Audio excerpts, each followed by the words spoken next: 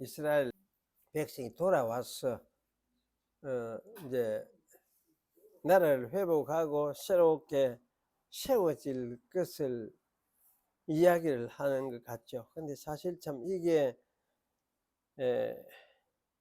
바빌론 포로에서 돌아온 그 나라가 진짜로 회복된 나라를 세웠다 할 수가 있느냐 하는 것도 하나의 조금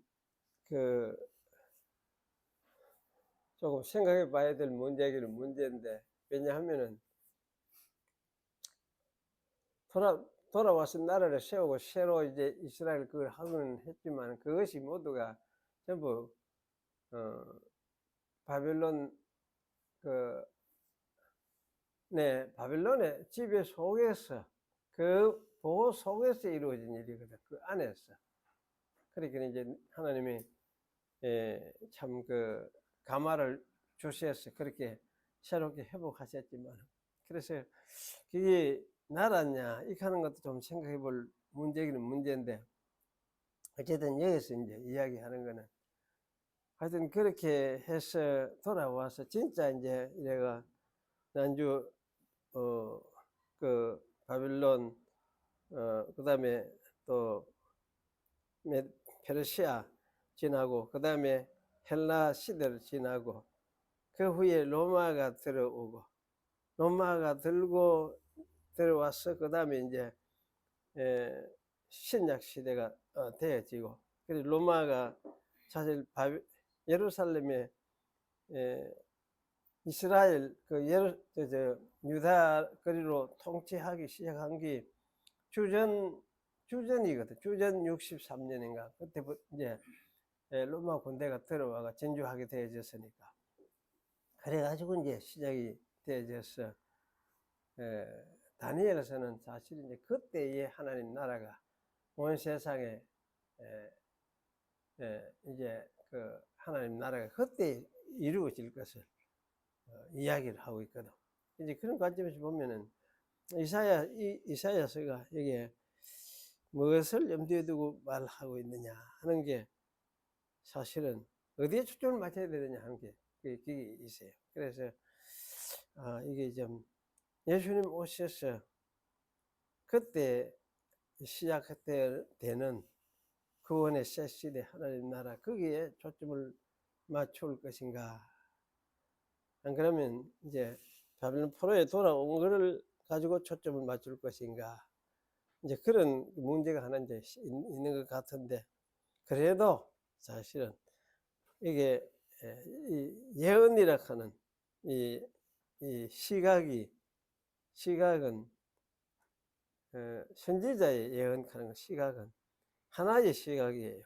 그래서 한번 이래 쪽에서 내 저쪽 신약을 향해서 내다보고 말하는 그 예언이 1차적으로 이스라엘에서 성취가 되고 또 그 다음에는 이제 예수 그리스도 사역에 와서 또 성취가 되고, 이런 식으로 사실 이제 성취가 되는, 그 다중성취 해가지고 이렇게 이야기를 하는데, 이제 그렇게 성취가 되는 것이기 때문에 아마 두 개 다 이렇게 함께 고려하면서 이런 부분을 읽는 것이 좋겠다, 이제 그런 생각이 들어져요. 그래서 여기서도 보면은 이제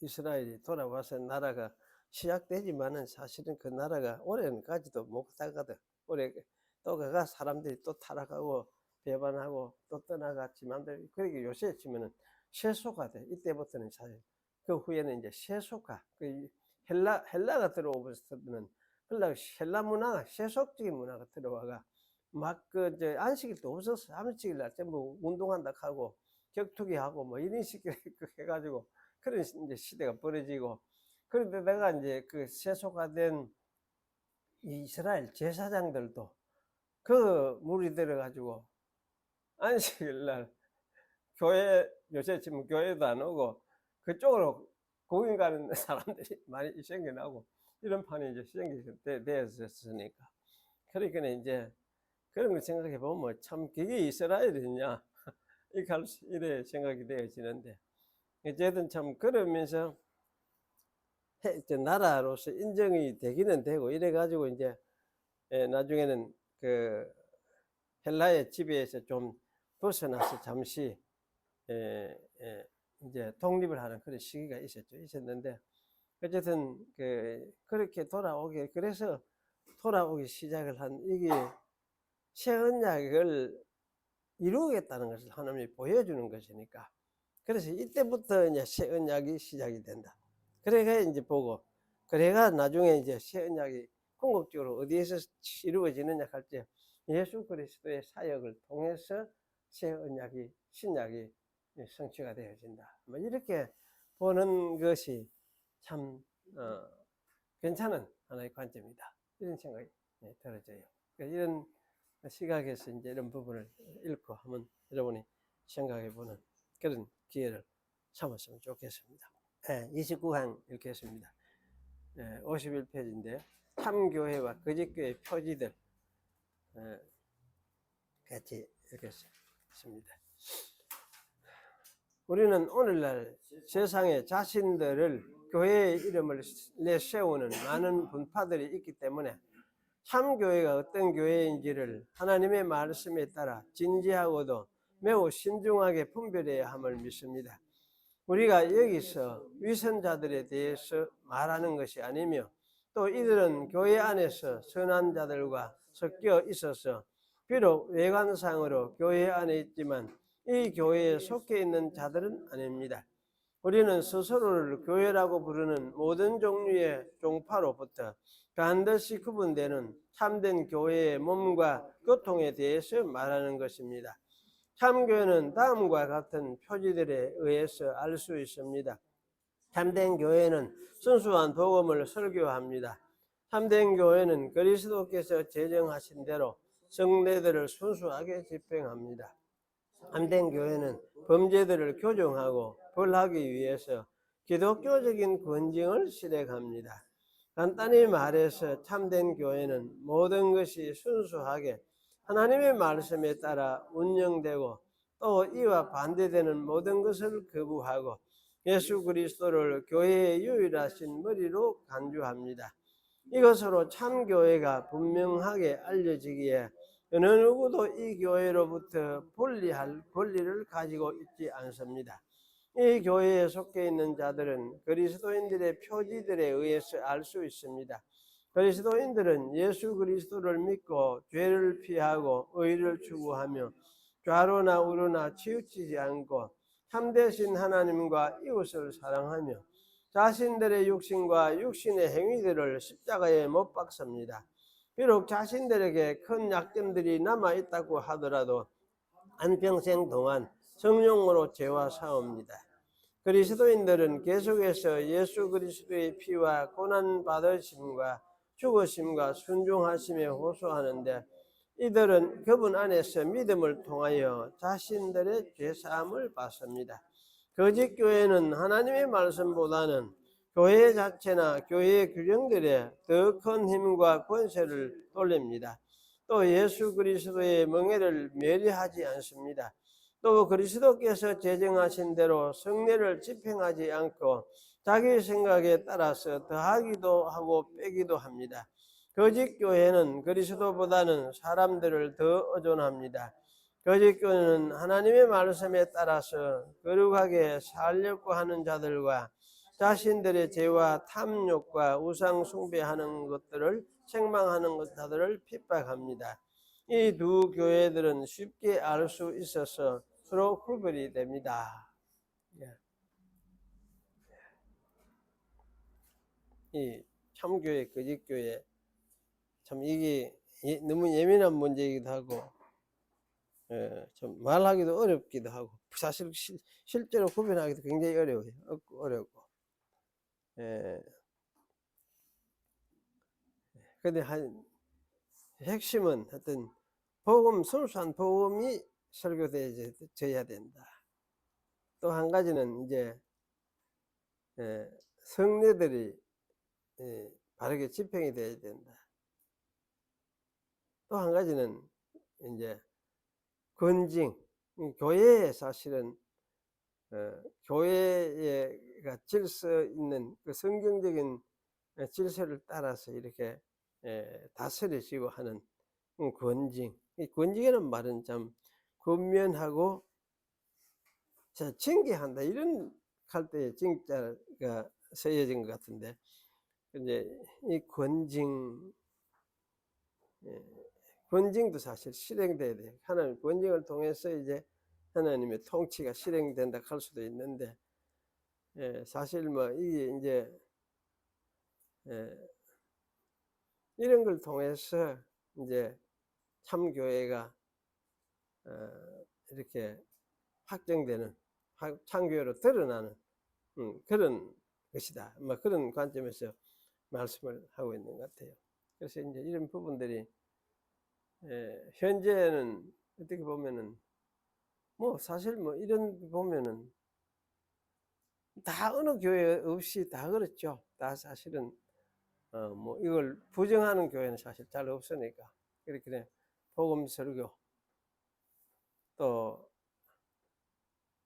권징 실행 그리고 성례 시행, 이건 이것도 너무 좀 이래 보면 이제 형식적인 것 같기도 하는 생각이 들어요. 그래서 사실은 이런 면에 보면 이제 이런 것이 시행이 되고 함께 이행돼 가면서도 좀 더 이제 아마 신약적으로 이거를 조금 더 어떻게 보강을 해가 추가를 조금 더 하는 부분이 있으면 안 좋겠나, 이제 저는 그런 생각이 가끔 들어요. 이런 부분들 표지들 생각을 해보면 좀 그런 생각이 좀 드는 때가 있습니다. 예, 한데 하여튼 우리가 참고를 하면서 이게 이제 사실 뭐 참된 복음을, 여기 참된 복음을 이렇게 설교 안 하면은 뭐 그거는 교회가 아니라 할 수 있죠.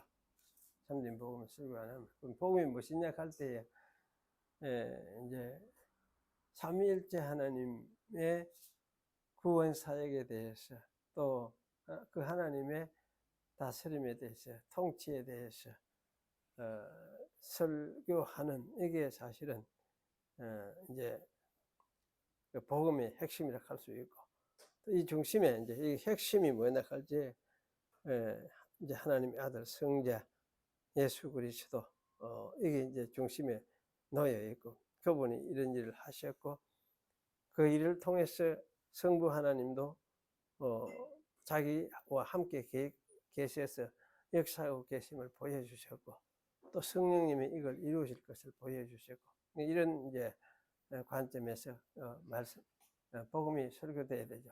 그래서 이런 이게 사실 복음의 핵심이니까, 뭐 세상에서 뭐 하나님 잘 믿고 뭐 돈벌이가 잘 되고 사는 사업 잘 되고 이런 식의 그거는 복음입니까 아닙니까?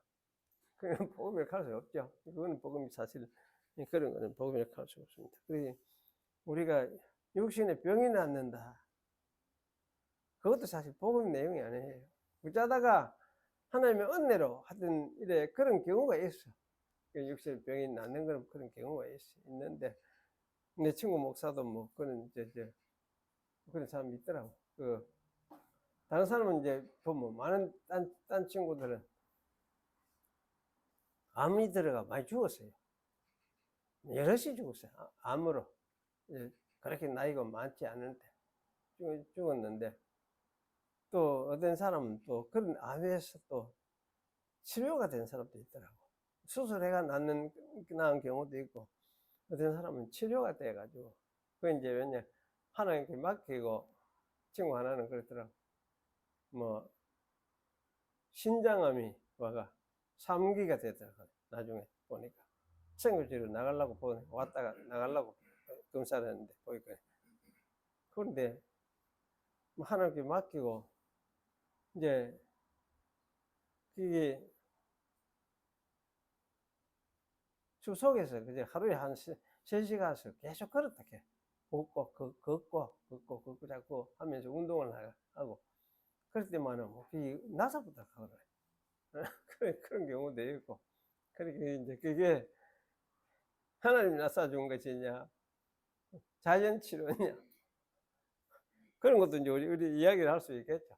근데 뭐 크게 말하면 어쨌든 하나님의 은혜다 이렇게 이야기를 할 수 하는 게 맞고, 또 하나님께서 이제 참 그 숲속에서 자연 속에서 그 계속 안 하던 이제 필요한 운동을 하고 생체 어떤 그런 걸 통해서 어떤 생체 새로운 리듬이, 그래서 암도 다시 없어지고 그게 이제 제자리로 회복되는 그런 경우도 또 있게 하나님께서 그렇게 일도 하시는구나, 또 이런 생각도 들기도 하고 그래요.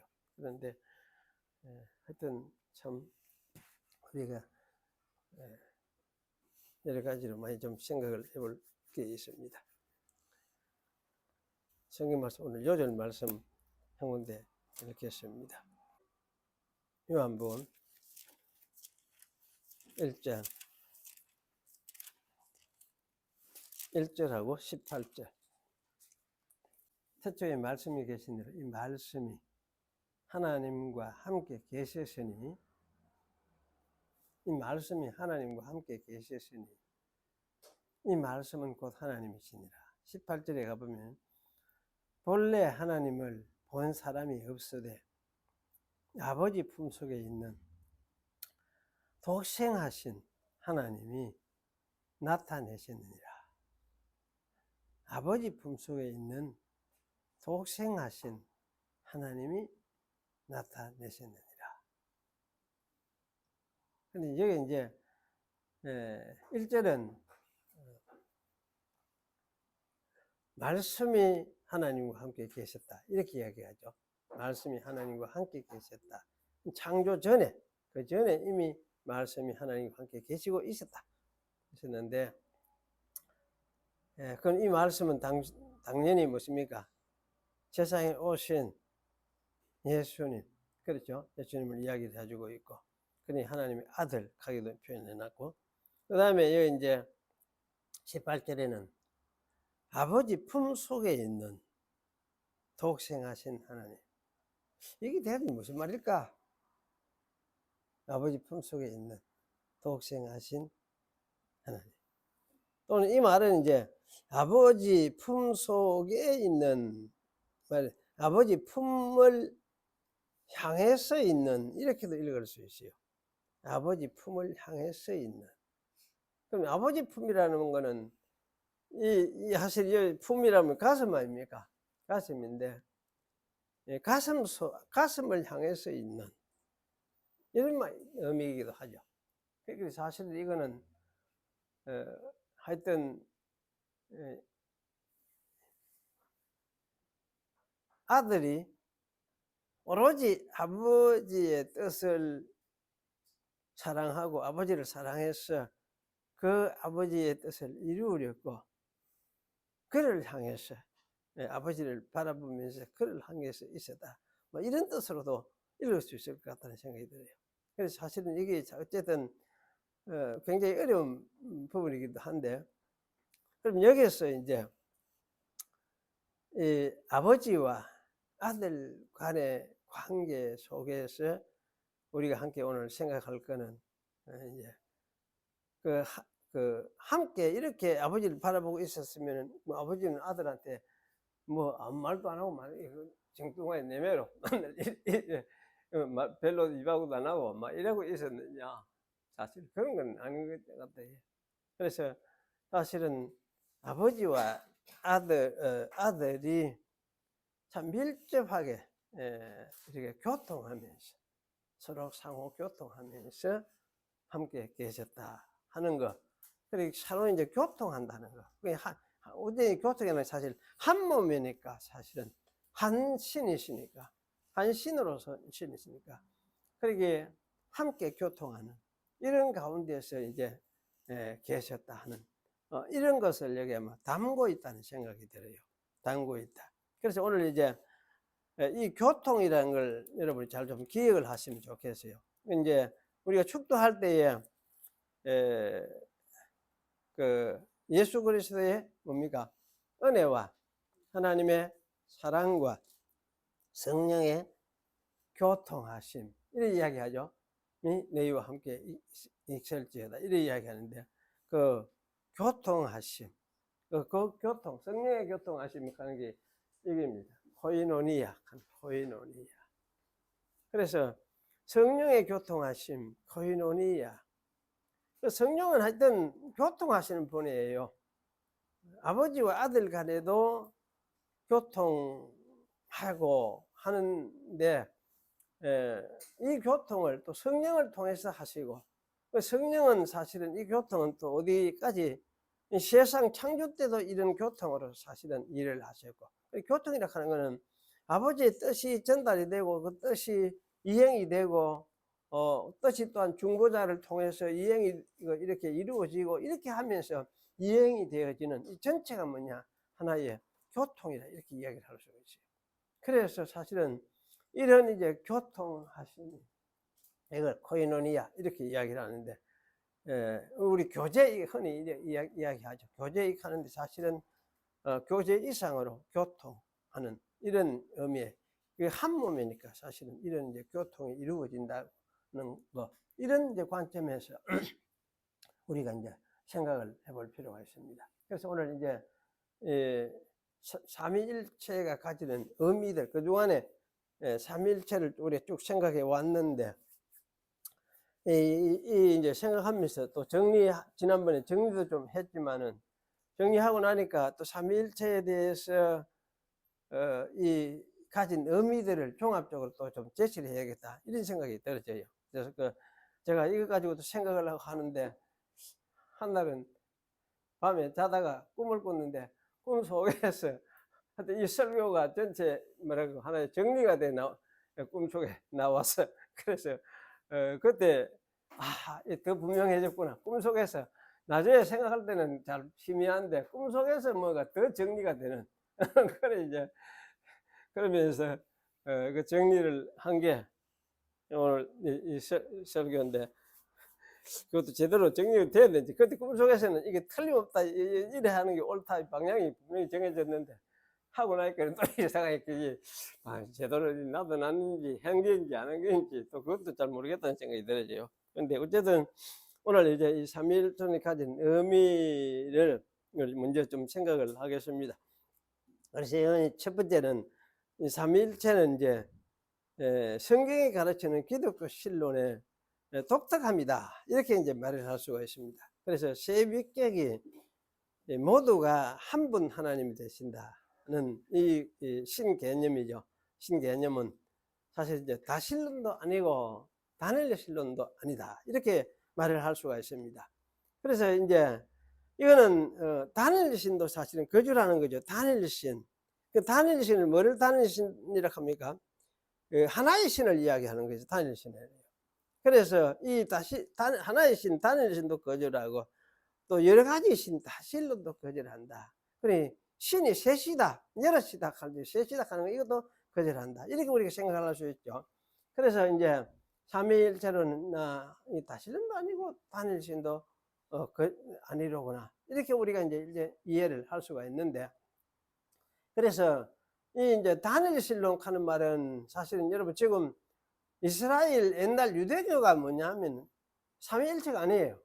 유대교는 뭘 하느냐? 단일신론, 여호와 단일신론. 그러니까 성부 여호와 단일신론, 그 신이 그 이제 하나님이 메시아 보낸다 했으니까, 메시아 보낸다 했으니까 자기 이름을 대표내가 이루어낼 일을 이루어낼 그런 메시아, 하나님 나라를 이루어낼 그런 메시아를 보낸다 했으니까, 그러니까 그 메시아는 뭐 신적인 권세를 좀 행하지만은, 행할 수 있지만은, 하나님의 이름으로 오신다 했으니까. 그러니까, 그런 이제, 참 하나님과 같은 신이시다. 삼위일체 하나님과 같이, 이렇게 생각할 수 있는 그런 신 아니다. 그래서 사실은 그렇게 생각을 하고, 지금도 사실 기다리고 있다 할 수 있는데, 요새 이스라엘 저 사람들은 아마 그런 생각도 안 가지는 것 같아. 안 가지는 것 같고, 하여튼 어쨌든 이 복잡한 문제가 좀 있어요. 그래서 이제 이 단일신론, 성부 여호와 단일신론, 그리고 이제 이 알라 신도 마찬가지예요. 그 단일신론이에요. 그래서 알라시는 기독교를 왜 핍박을 하느냐 하면은, 왜냐, 우상숭배한다. 왜냐면 다신론이니까 이야기해. 성부도 이야기하고, 성자도 또 신이라 하고, 자기들이 생각해 볼 때는, 뭐냐, 성부나 성자나 똑같이 뭐냐, 이거는, 신이 아닌데, 신으로 생긴다. 신이 반일에 옮겨 넣어서 신이라 하고 삼위일체 하니까, 이거는 우상숭배 아니냐, 이렇게 생각을 하는 거죠. 그래서 사실은, 이런 이제, 그 종교들이 뭐냐, 이 다니엘신론, 이렇게 할 수가 있습니다. 그래서 다니엘신론, 이 삼위일체론은 다니엘신론이 아니다, 이걸 분명히 하는 것이고, 또 이제 다신론적이다 하는, 이 다신론 하는 거는 아까 삼신론 또는 사신론 이런 식으로 우리가 이야기하는 거다. 성부, 성자, 성령, 그래서 뭐 서의가 있으니까 서의지, 셋이네.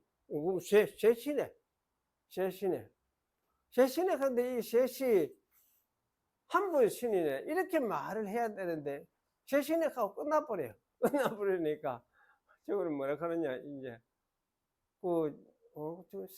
삼일체가 아니고 삼신론 같기도 한데, 삼신론까지는 안 했다 하지만은, 그래서 이제 이걸 좋게 이야기하는, 정확하게 이야기하는 사람들은 삼신론적 경향을 가지고 있다, 이렇게 이야기해요. 삼신론적 경향을 가지고 있다. 어쨌든 뭐 삼신론 이런 것도 아니다. 사실론도 아니다. 그리고 삼위일체 계사주 일체가 뭐, 일체가 또 하나의 새로운 신처럼 이렇게 이야기해 보면, 세 분인데 또 일체 또 신이고 셋이 또 신이다, 이 말. 그러면 넷이 아니냐, 이 칼은 사실론, 이렇게 이야기를 할 수도 있는데 그런 것도 아니다. 그래, 삼일체로는 하여튼 삼위가 한 분 하나님 되심을, 한 분 하나님을, 사실은 하나님의 본체를 이루고 계심을. 그래서 왜 이제 이 일체를 하느냐 할 때, 동일한 신성으로 연결이 되어 있다. 삼위가 동일한 신성으로 연결이 되어 있다. 그래서 이거는 일체라고 할 수밖에 없는, 신으로서는 한 일체다. 그래서 그 뭐 일체의 신을 뭐라 하느냐, 한 분이라 할 수밖에 없지 않겠느냐. 그럼 일체의 신을 그럼 한 몸띠네, 한 몸이네, 자꾸 이렇게만 해가 말이 안 되잖아요. 그 일체도 역시 한 분 하나님.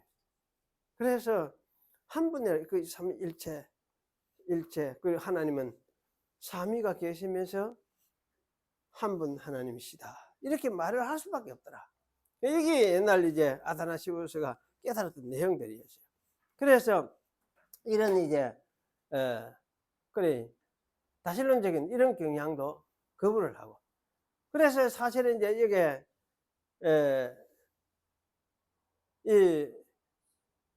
어쨌든 이 삼일체 이런 것을 이야기를 하면서 사실은 뭡니까, 종속론적인 삼위일체도 역시 이제 거부를 했다. 그래서 삼위일체는 이제 삼위가 동일한 신성을 공유하고 있으니까, 삼위 중에 어느 분도 높은 분이나 낮은 분이 있는 것이 아니다. 또 앞서거나 뒤서거나 하는 그런 분이 아니다. 그래서 이제 이렇게 해서 사실은 어느 분이 높고 어느 분이 낮고 뭐 이렇게 말을 할 수 있는 성격은 아니다. 이렇게 말하는 이거를 뭐라 그랬습니까? 종속론, 이렇게 했죠. 그리고 종속론도 거부를 하는 거죠. 그리고 이 삼위일체론이 사실은 굉장히 교모한, 교모하다 하면 좀 이상하지만은 아주 그 묘한 어떤 기이에요. 그런데 그래서 이걸 이제 삼위일체론 이런 이론들을 우리가 인정하는, 거부하는, 피해가는, 거부하는 그런 이론이라 할 수 있습니다. 그래서 이제 이것을 또 분명히 한 것이 어거스틴이었는데, 어거스틴은 하여튼 이 신성에 있어서 삼위가 똑같이 순수하다. 똑같이 성부의 신성이나 성자의 순수이나 똑같이 순수하다. 그럼 똑같이 순수하면 떼놓을 수가 없지. 그러니 똑같이 같은 신성이구나. 또 똑같이 영원하시구나. 그래서 이 이제 신성에 있어서는 삼위가 똑같다는 거죠. 그런데 사실은 이 삼위가 나중에 똑같은데 셋이 있는가 하면 셋이 있는 게 아니고, 내나 아버지나 아들이나 성령이나 똑같이 내나 그게 하나의 신성을 이루고 있으니까, 그래서 신성을 공유하고 있다. 공유하고 있다. 이렇게 이제 이야기를 할 수 있으니까. 그러기 때문에 사실은 이제 어거스틴은. 하여튼 이 삼위가 높낮이가 있다는 이런 개념의 이 의식에서 완전히 탈피할 수 있도록 만들었어요. 똑같은 신석이 똑같은 신석이. 그래 똑같다. 높낮이가 사실은 있는 것은 아니다. 이렇게 하는 것을 너무나 분명하게 그래 했습니다. 이전까지는 사실 요 논리를 벗어나지를 못했어요. 요 논리를. 그래서 삼위일체다 가기는 했는데 요런 잔재를 어떻게 하면 벗어날까? 거기 좀 불명했던 것 같아. 그래서 심지어 이제 아다나시우스도 그런 면에서는 좀 불명한 한 점이 좀 있구나. 그런 이제 그랬는데 이제 어거스틴은 요 동일 본질, 지난번에 우리 한번 오셨어요. 동일 본질 요거를 너무나 명백하게 이야기를 했어요. 명백하게 이야기하다 보니까 어느 분도, 심지어 성부 하나님도 성자보다도 신성해서 더 나은 어떤 것이 있는 분이 아니다. 똑같은 하나의 한 몸을 이룬 동일한 한 신성을 가지고 있기 때문에, 그러면은 하여튼 더 높고 낮은 분을 그런 이야기를 절대 해서는 안 되겠구나. 그래 하지 말아라. 통일한 하나님이시다. 이걸 이제 분명히 했었습니다. 그래서 여기 이제 어거스틴이 이제 이런 면에서 이걸 분명하고 나니까, 어거스틴 이후에 이게 한 결론이에요. 종결을 지은 거지. 삼위일체론의 종결 지었다 할 수가 있습니다. 종결 지었다 할 수 있는데, 그래서 여기 이제 이렇게 해서 삼위일체론이 사실은 완결이 완결을 지은 논의에서 사실 완결을 지었지만은 뭐 그 이후에도 계속해서 이걸 받아들이지 않고 믿지 않는 사람들은 역시 믿지 않았어요. 거부를 하고 막 저항을 하고 이게 이제 사실은 중세까지도 계속 이어지고, 그때도 그런 사람들이 있었고, 그래 이제 그랬어요. 그래서 중세에 나중에 이제 칼빈이 사실 이걸 이어받아서 삼위일체론을 이어받아, 칼빈이 성경을 가만히 읽고 연구를 하다가 보니까 삼위일체론 이게 맞거든. 그래서 사실 이제 옛날 이 고대 교회에서 논의됐던 그 논리들을 가지고 이제 따라서 자기 삼위일체를 변호를 하기 시작을 했어요. 그렇게 해서 삼위일체론이 사실은 지금까지 이제 전해졌고, 우리 교회가 사실 이런 류의 삼위일체론을 따라서 믿는 교회가 뭐냐? 개혁교회, 개혁교회. 그 다음에 장로교회, 장로교회. 그 장로교회 같으면 이제 한국 장로교회 같으면 뭐 보신, 합동, 또 통합도 장로가 아닙니까? 통합적 장로교회인데, 하여튼 삼위일체 이렇게 믿게 되죠. 그 이제 천주교도 사실 삼위일체를 그냥 믿어요. 그걸 가르치고 이런 면에서는. 그래서 삼위일체로는 하여튼 전통적으로 역사적으로 이제 기독교 신과는 삼위일체 하나님을 믿는 그런 종교가 기독교다. 이거는 다신론도 아니고 삼신론도 아니고 일신론도 아니다. 일신론. 그래서 유대교처럼 여호와 일신론 그런 식으로 또 하는 것도 아니다. 그런 이제 그걸 분명을 했었습니다. 그래서 이제 이런 이제 기여를 사실은 이렇게 했는데, 이런 측면에서 이제 삼위일체론을 생각을 하면서 아까 이야기했듯이 삼위일체론이 하여튼 똑같은 삼위가 똑같은 인격을 가지고 있으니까, 똑같이 인격을 가지고 있으면서도 신으로서 한 신의 실체를 이루고 계시니까, 그래서 이 삼위일체 하나님, 이거는 우리가 이제 기독교의 독특한 하나님이다. 다신론이라고 할 수도 없고 단일신이라고 할 수도 없고, 어떤 것도 거부하는, 맞지 않는, 어떤 설명도 맞지 않는, 그래서 기독교의 아주 유독한 신관이 삼위일체다. 그렇게 이제 우리가 믿고 받아들이게 되죠. 그래서 사실은 이거는 이제 기독교 신관은 무엇이냐 이렇게 하면 그냥 삼위일체 신관이다 이렇게 말을 하는 게 정확하지, 그저 하나님을 믿는 것이다 이렇게 하면은 어떻겠습니까? 좀 반쯤 맞는 것은 그거 반쯤 틀린 것 같기도 하고 진짜 애매하게 되죠. 이게 애매해져요. 왜냐하면 그걸 뭐 그거 하면 그 철학적인 하나님하고도 무엇이 그렇게 다를까?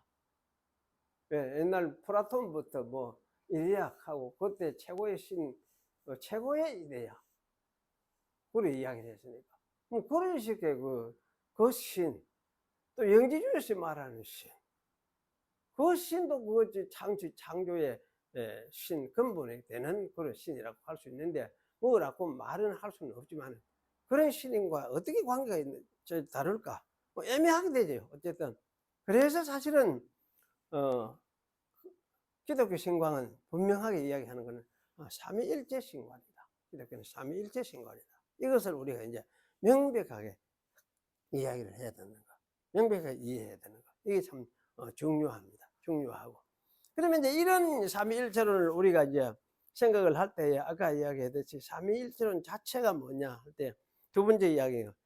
이거는 우리 창조를 이해를 하고 하는데 삼위일체론 자체가 뭡니까? 이거는 서로 교류를 하는 삼위라 할 수 있죠. 서로가 교류를 하면서 존재하는 삼위다. 이렇게 할 수가 있습니다.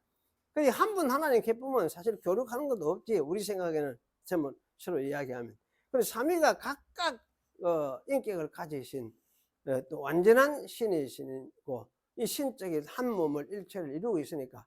그러니까 이거는 이제 사실은 서로가 교류를 하면서 공존하시는 분들이다. 이렇게 말을 하는 것이 틀린 말이 아니다는 생각이 들어요. 그래서 이렇게 말하면 서로 교류하면서 살아가는. 그럼 창세전부터도 어쨌냐 삼위 하나님은 삼위로 계시면서 존재하면서 서로 어쨌냐 서로 긴밀하게 사실 교류하면서 계셨던 거지. 그래서 사실 하나님은 창조를 꼭 해야 되느냐 할 때 안 하면 안 되던가 심심해서 창조를 했는가 왜 창조를 했느냐 질문을 했어요. 근데 하나님은 사실은 창조를 안 하셔도 삼위일체 하나님 자기 안에서 충분하게 만족하시고 충분하게 이렇게 참 즐거워하시고 부족한 게 없는데 그럼 왜 창조를 했느냐 할 때 삼위일체 하나님이 창조를 통해서 또 자기를 창조 세계에 드러내시면서 어쨌든 창조 그래 하기로 언언을 하셔서 어쨌든 이렇게 창조를 하신 것이다. 이렇게 우리가 이야기를 할 수밖에 없죠. 그래서 사실은 이제 그렇게 볼 때에 삼위일체 하나님은 삼위일체 하는 말 자체가 뭐냐면 교통하는 하나님이시다. 교통하는 하나님이시다 하는 걸 우리가 일단 전제로 하고 또 그렇게 교통하는 분이다 이렇게 말하는 것이나 삼위일체 하나님은 아마 같은 말로 또 우리가 생각을 할 수가 있을 것 같다는 생각이 들어요. 그래서 우리가 성경에도 보면은 교통하시는 하나님 이것에 대해서 성경이 말을 하고 있느냐 할 때에 말을 하고 있다 할 수 있죠. 아까 우리가 이제 보면 요한복음 1장에서 이야기한 대로 말씀이 하나님과 함께 계셨으니 계시면 영원히 하나님과 함께 계시던 그 말씀이 하나님과 함께 그냥 계셨다는 말이 교통 없이 어찌 하나님과 계시느냐. 그리고 교통하면서 계셨다. 서로 사랑으로 주고받으면서 교통하면서 계셨다. 또 그 18절에도 똑같이 있습니다. 아버지 하나님의 품 속에 계시는 독생하신 하나님이 나타내셨다. 아버지 하나님의 품 속에서 그말로 이거는 그야말로 사랑의 어떤 공동체 같이 느껴지는데 그러한 하나님이시라면 교통 없이 계시던 하나님은 아니라 그 말씀이죠. 그래서 사실 우리 이제 축도에서도 마찬가지잖아요. 성령의 교통하심, 예수님의 은혜와 하나님 사랑과 성령의 교통하심. 그러니까 이거는 은혜와 사랑으로 성령이 함께 교통하게 하는.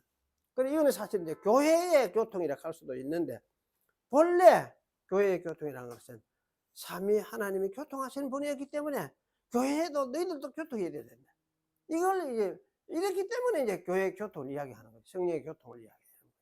그러면 성령이 뭡니까? 교회가 삼위일체 하나님 속에 들어와서 이제 삼위일체 하나님 안에서 삼위일체 하나님의 그 일부처럼 들어와서 하나님과 교통하게 만드는 이런 것이 교회이기 때문에, 그래 이래서 이제 새삼이라 하는 거지, 새 생명이라 하는 거지. 이 세상 생명이 아니고 성령으로 살아가는 교회는 새로운 생명을 가지고 살아간다. 그래서 새 생명을 얻었다 이렇게 이야기하고, 이걸 영생이다 이렇게 이야기하는 거죠.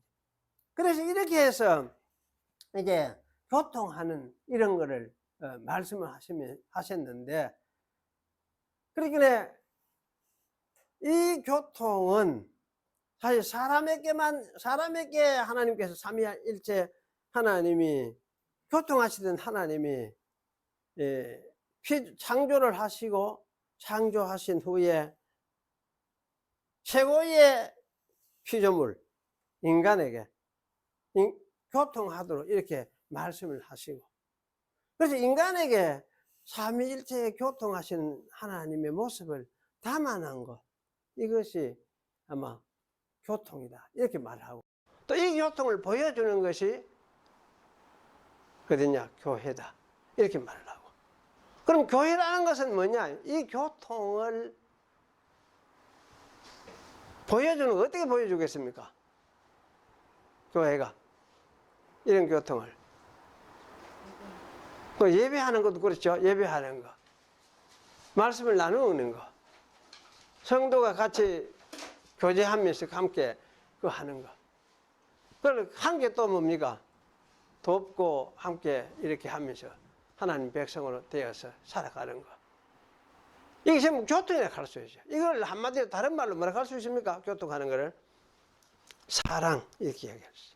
사랑하는 것이다. 그 예수님께서 사실 자기 십자가를 이래 두고 마지막 때에 말씀하신 게 바로 이게 사랑이다. 너희가 서로 사랑해라. 너희가 서로 사랑해라. 이걸 뭐라고 했습니까? 새 계명이다 이렇게 이야기했어요. 그 옛 계명은 자기가 완전히 내가 이제 이루어낼 것이니까, 십자가 부활을 통해서 이루어낼 것이니까, 그리고 새 생명 너희들에게 보내줄 것이니까, 그 새 생명 받아서 새롭게 살아가는 너희 교회는 서로 사랑해라. 이게 사실 교통이에요. 성도 간의 서로 교통. 이렇게 해서 교통하도록 우리 세워진 것이 사실 교회라고 할 수 있어요. 그 교회는 사실 본질적으로 뭡니까? 교통하는 성격을 가지고 있다 해야 돼. 교통하는 성격을 가지고 있다. 교통 안 하면 나는 교통하기 싫소 이래가는 의도입니까? 그런 걸 있을 수도 없겠죠. 하여튼 교통하기를 원하는 게 교회예요. 성도라면 교통하기를 원하는 게 이게 성도예요. 그래서 사실은 함께 이렇게 예배하고 하는 것도 필요하고 이게 중요한 거지. 칼빈은 그렇게 했어요. 매일 예배하는 게 좋지만은 매일 예배하면 왜 됩니까? 먹고 살겠습니까? 일을 해야 되는데 매일 교회 불러드리면 어째 그걸 사람들이 먹고 살겠느냐? 그건 너무 이제 그렇게 할 게 아니다. 그래서 사실은 우리 이제 주일날 모여서 예배하는 이 전통을 따라서 주일날을 우리 모이는 예배일로 삼아서 함께 예배하도록 그렇게 해야 된다. 그렇게 이야기를 한 거지. 칼빈은 그런 식으로 이야기를 했어요. 그래서 칼빈은 사실은 안식일을 지키라 그런 관점에서 말하지 않고 바로 이런 관점에서 이제 주일날 우리가 함께 예배하고 주일 하루에 그렇게 라도 해야 안 되느냐. 왜냐하면 그래 안 하면 다 까먹고, 또 주일 모여서 예수님 부활하셔서 부활로서 우리가 함께 모여 예배하고 천국을 이루어 주셨구나. 새 생명의 공동체, 교통하는 공동체를 이루어 주셨구나. 이렇게 이제 이해를 하면서 함께 그걸 나누고 즐거워하고 이렇게 하는 것이 당연하기 때문에. 그래서 그렇게 해야 되겠구나. 이제 그렇게 하면서 칼빈은 그걸 했어요. 그래서 만약에 주일날 예배 못하는 그런 사람이 있다 하면 그런 사람 모아가 사실은 달리 예배하는 거 그것도 해도 괜찮다. 그래 이야기를 했어요. 그래 옛날에 고신에 그래 했어요. 고신에 하도 막 그 안식을 계산때 사실은 저 부산의 어떤 교회는 안식일 그때는 뭐 시골에서 처녀 총각들이 도예지모로 나와가 공장에서 부산의 그 유명한 사상공단에 그때 세계에서 유명한 운동화들 만들고 신발 그게 이제 한참 그거 할 때야. 촌에서 막 아가씨들이 그 와가지고 얼마나 일을 많이 했습니까? 말을 하다 보니까 그 공장이 돌아가는데 공장이 주일날 공장이 다 쉬어주느냐 그렇지 않거든. 그래가 그 사람들은 언제 이제 불러 모았느냐 뭐 다른 날 그때 금요일 뭐 목요일 이런 때 불러 모아가 또 예배를 드리고 이렇게 했어요. 그때 엄청 그랬어요.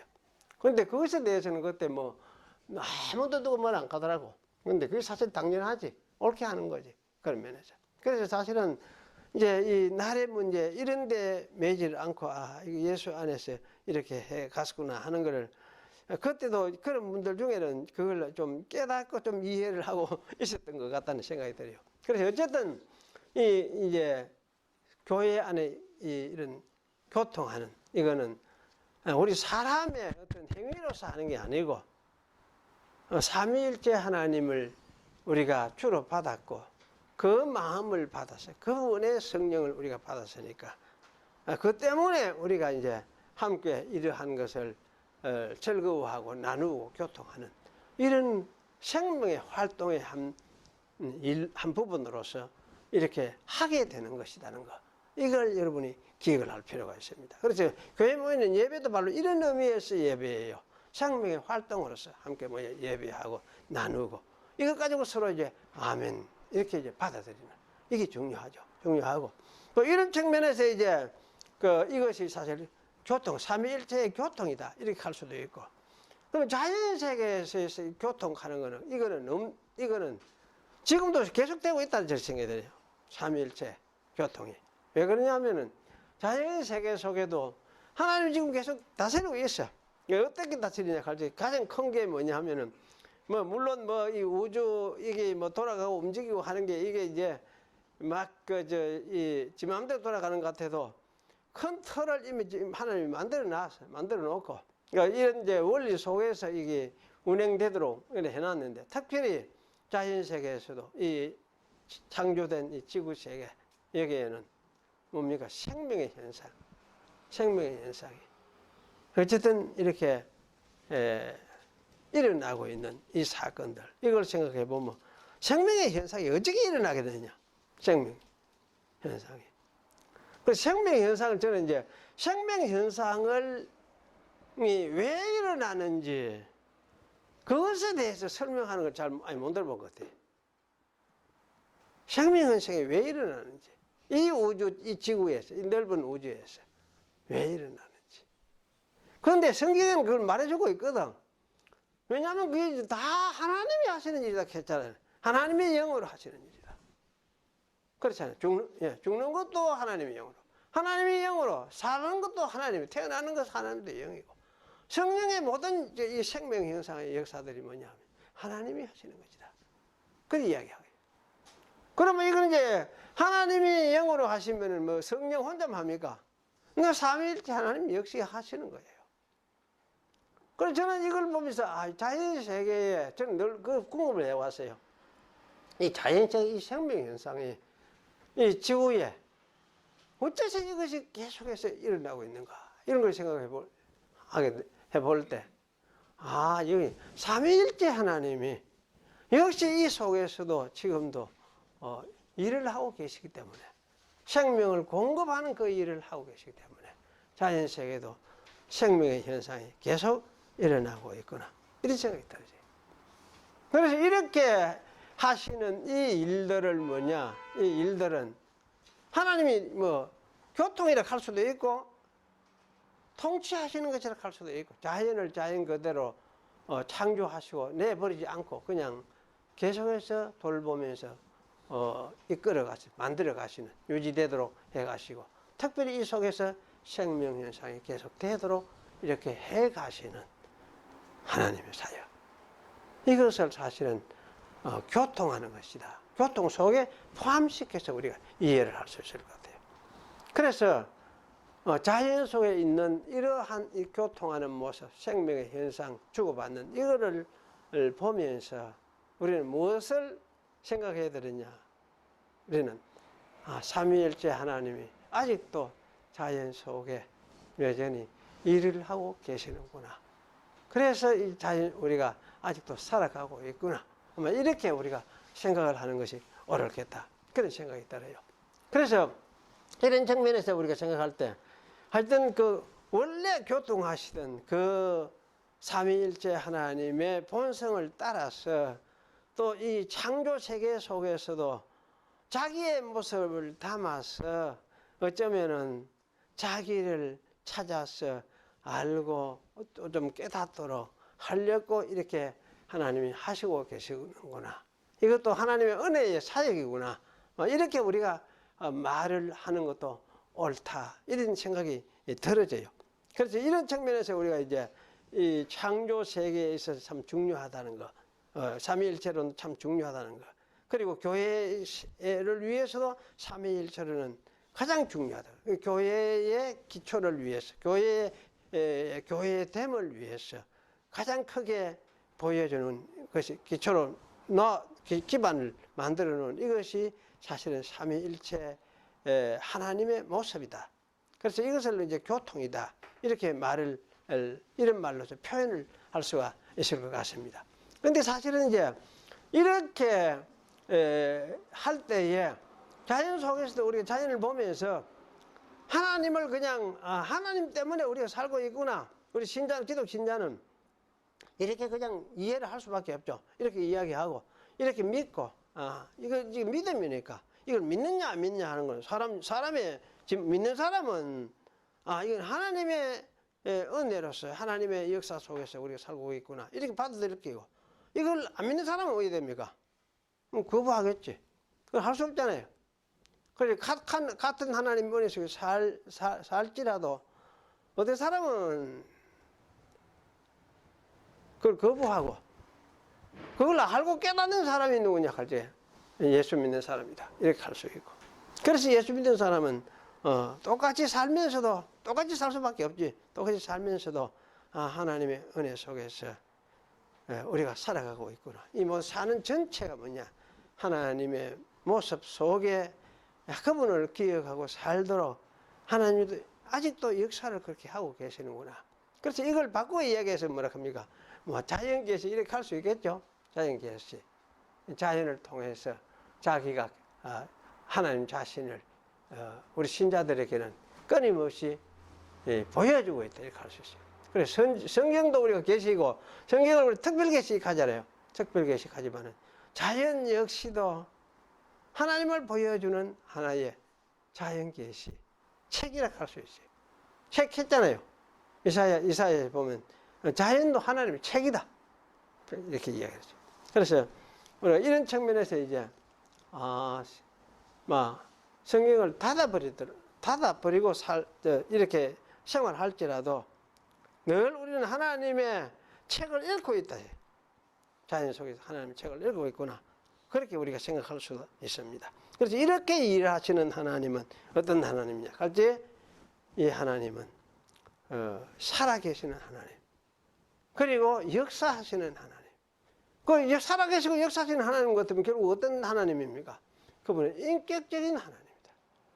인격적인 하나님이다. 인격적인 하나님이죠. 인격적인 하나님. 그런데 이 영지주의적인 신과는 인격적인 신은 아니에요. 알 수 없는 하여튼 그 무엇인지 뭔지 알 수가 없는데 심지어 그렇습니까? 영지주의는 이 뭔지 모르면서도 그저 침묵이고 알 수 없는 그런 어떤 그 무엇이고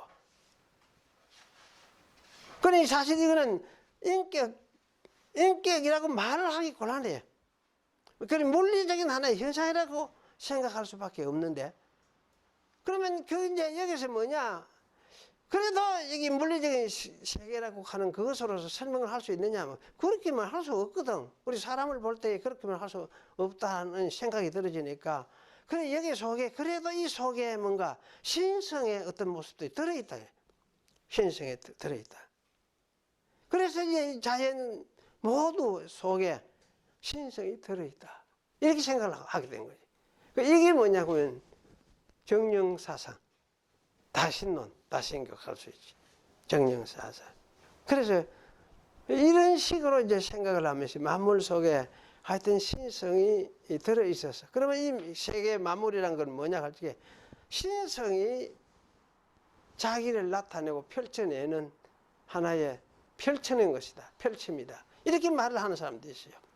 그래서 사실은 이런 식으로 생각을 하면서 하여튼 자연하고 신성하고를 좀 말을 하기는 했지만은, 그러나 사실 이건 따져보면 크게 보면은 삼위일체 하나님을 생각을 믿듯이 인격적이고 통치하시고 교통하시는 그런 하나님으로 믿는 그런 유의 사실 신과는 아니다 할 수가 있어요. 그래서 세상 뭐 동양에서 신이라 하는 거 다 그래. 공자가 신이라 하는 거 다 그런 거예요. 자, 언제까지 우주 만물 세상 보니까 뭔가 이치가 있는 것 같은데, 그러니까 이 이치를 따라서 뭐가 우리가 따라 살아가야 된다. 그 이치가 뭐냐? 그게 신이다. 그런 생각을 했어. 이치가. 노자도 마찬가지 이런 의미에서 자연이 뭐냐? 자연 속에 그 이치가 있으니까 인간들도 그냥 간섭하지 말고 좀 가만 놔두고 자연 그대로 놔두면 잘 돼가는데 왜 이랬다 저랬다 자꾸 간섭을 하셨느냐. 그런 식으로 생각한 거지. 그러나 그런 식으로 생각을 하면서 그것이 무엇인지, 뭐라고 말을 해야 되는지, 뭐 신이라고 해야 되는지, 뭐 이렇게 하는지 말을 뭐 사실 안 해도 되잖아요. 안 하고. 안 해도 된다 하는 게 불교라 할 수 있어요. 이렇게 할 수가 있어요. 그러니까 이런 류의 이제 신관념을 가지고 신, 또 하나님 이렇게 말을 할 수도 있어요. 그렇게 하는 사람도 있어. 한국에도 지금 그런 강의를 억수로 해야 되잖아. 하면서도 기독교를 억수로 비판하는 사람들도 있어요. 왜? 그 사람들은 삼위일체를 믿지 못하겠거든. 예수님이 하나님과 똑같은 분이다 하면 믿지 못하겠어요. 예수를 왜 믿어야 되는지 모르겠다 그런 거예요. 왜 믿어요? 그런 말 들어봤습니까? 예수를 왜 믿어야 되는지 모르겠다. 책도 나와 있어요. 내놨어요. 보니까. 책도 내놓고. 그런 사람이 요한복음 복음서를 헬라어로 읽고 요한복음 복음서까지 또 주석까지 또 쓰는 것 같더라고. 그런 책을 또 신학생들이 또 있는 것 같더라고 또. 그런 되면 이제 억수로 헷갈리는, 하나님에 대해서 자꾸 억수로 헷갈리는 거예요.